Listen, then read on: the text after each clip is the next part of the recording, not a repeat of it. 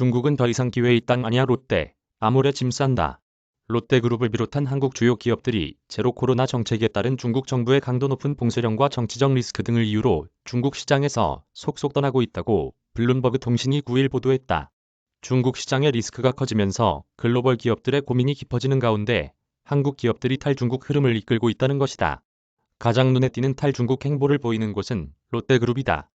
통신은 롯데그룹이 중국 본사를 폐쇄하는 수순을 밟고 있으며 이미 철수가 마무리 단계에 들어간 상태라고 한 소식통을 인용해 전했다. 롯데가 중국 랴오닝성 선양에서 추진했던 테마파크 사업은 고고도 미사일 방어체계 문제와 코로나19 여파로 수년간 중단된 끝에 최소 16억 달러의 매각이 추진되고 있다. 아모레 퍼시픽도 중국 내 매장을 1000개 이상 폐쇄했다. 삼성 디스플레이와 LG전자 등도 값싼 중국 현지 업체들과의 경쟁, 중국 당국의 고강도 봉쇄 정책으로 중국 내 일부 공장을 폐쇄하고 있다고 통신은 덧붙였다. 이들 기업이 중국을 떠나는 가장 큰 이유는 앞날을 예측하는 게 불가능해서로 풀이된다. 한중 갈등이나 미중 갈등과 같은 정치적 리스크가 불거지면서 경영 환경이 수시로 급변하는 데다 외국 기업 입장에서 제로 코로나 정책과 같은 중국 정부의 강경책에 대응하기도 쉽지 않다는 설명이다. 실제로 지난해 12월 전국경제인연합회가 시행한 설문조사에서 국내 기업 131곳 중 약 86%가 정치 리스크와 외국 기업 차별, 미중 갈등, 규제 강화 등을 이유로 지난 10년간 중국 내 경영 여건이 악화했다고 밝혔다.